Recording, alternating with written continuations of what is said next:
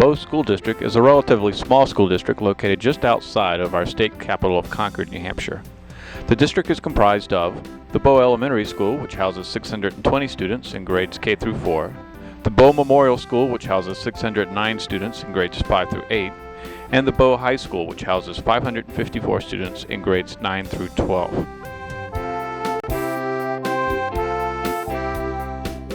The district utilizes a centralized data, voice, and video network we refer to as BowNet.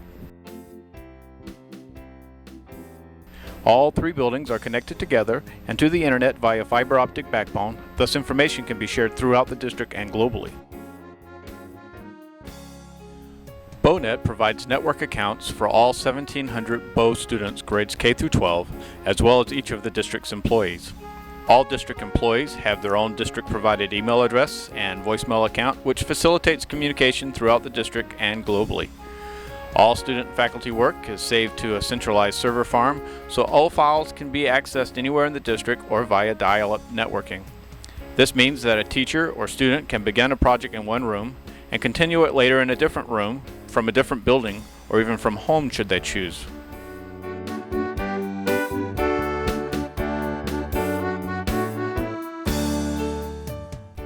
Due to the extensive planning, support, and training outlined in the district's technology plans, the district has been very successful at both deploying and integrating technology into the classroom. Both teachers are some of the finest in the state and have been doing some exciting and innovative things in the classroom that we hope to share with you through this series of videos.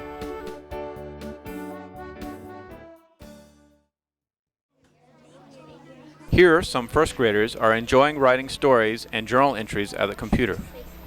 They quickly become engaged in the process of writing as their story unfolds on the screen. Since writing with a pencil requires significant effort from many emergent writers, these students are better able to focus on the structure of words and the content of the story when they don't have to execute letters. Therefore, the quality of a story the first grader writes on the computer is generally at a higher level. Correct spelling, punctuation, and grammar appear as errors disappear. The first grader is not frustrated by their mistakes and reads their story with ease and pride. It is important to note that many first graders have difficulty using a word processor independently. They need assistance with the technical aspects of the task. Older students, such as the fourth graders you see here, or parent volunteers, give the first graders the kind of support they need. The first grade team has set up their classrooms and their technology into activity centers. Here we see two first grade teachers authoring their own software for use in some of these centers. Most Bow teachers maintain their own websites for classroom content, and many of them use programs such as Authorware to create their own interactive CD-ROMs.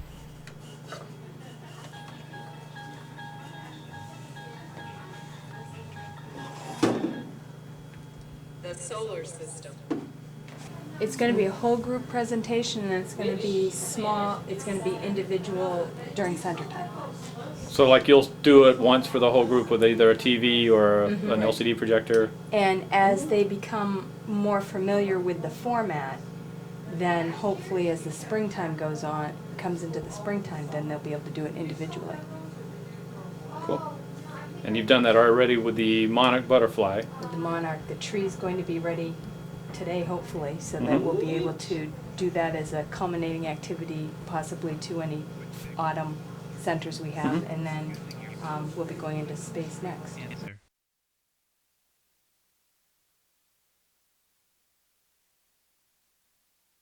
Wow.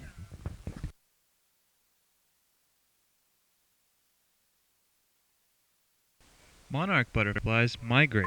Where do they go?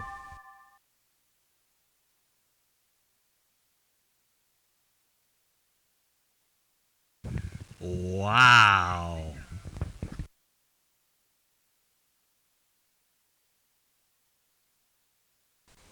Which color is on a monarch caterpillar?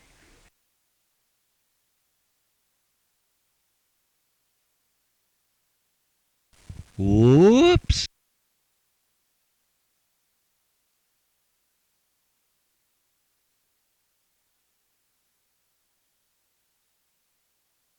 Wow! while all of our elementary and middle school classrooms have a pod of 4 to 5 computers in them, we're starting to experiment with wireless technologies which allow us to quickly add an additional 20 computers to a classroom's pre-existing 4 to 5 computers. Here, these wireless laptops are being used for a 6th grade screenplay writing project. In the past, due to time constraints, the students simply performed using a script written by their teacher based on the book Number the Stars. Now, with easy access to a significant enough number of laptops, the students are allowed to add, delete, rearrange, or even totally rewrite the scene, so long as what they write follows the book's plot and the characters' roles. The laptops were great because the kids could work at tables in their groups and talk and type together. The students really seemed to like having a voice in what the play would be like, and the technology really facilitated the experience.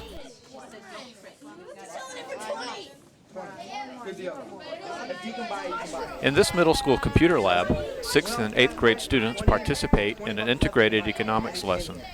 6th grade students learn about consumerism by using imaginary money called hams to purchase imaginary products designed and advertised by 8th graders. The 8th graders use computers to develop spreadsheet formulas that calculate manufacturing costs, profit or loss, and create graphs showing sales patterns. They also use computers to make survey coupons and write statistical business reports regarding their sales to the 6th graders. Comments about the differences. You will have to put this information into your report about what happened and compare one to the other. Also compare what you see on the coupons to the two different sales. For example, how many 6th graders bought because of the posters and how many 5th graders bought because of posters and things like that. So we're going to have a lot of more information to generate.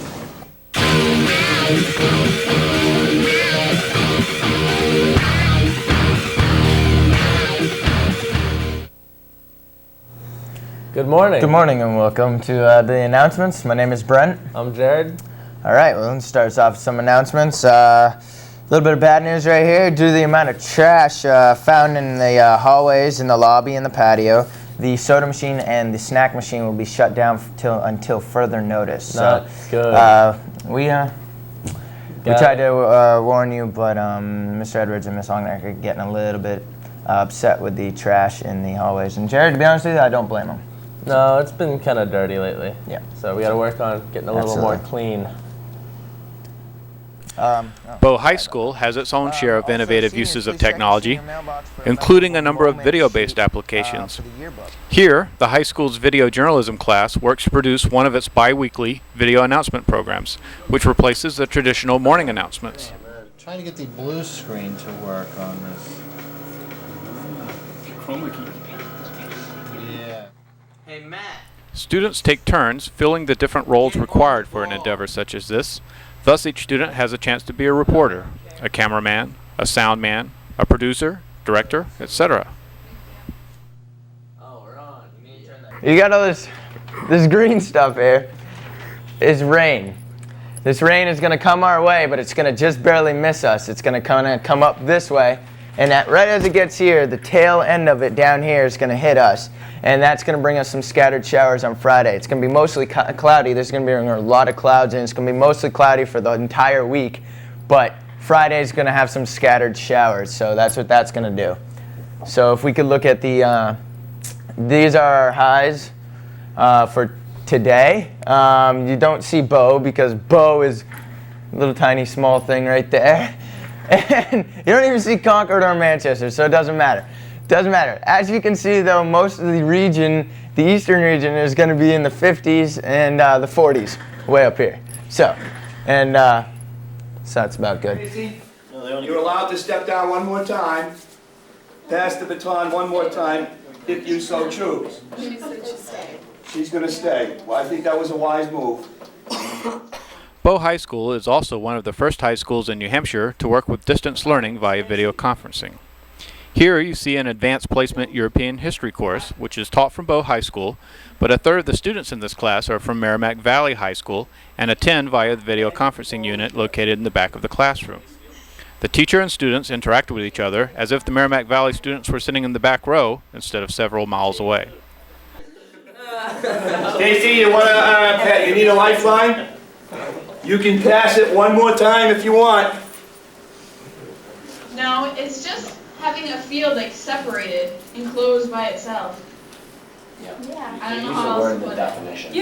It's like not open field. Here, what is the difference between an open field and an enclosed field? Enclosed fields were for like one person. It wasn't like a communal thing. And an open field, It was communal. Everyone worked together on the open field. and they each had kind of their own little strip of land, and they all worked their own little piece of land and so forth. That's close, but I'm going to give it to you.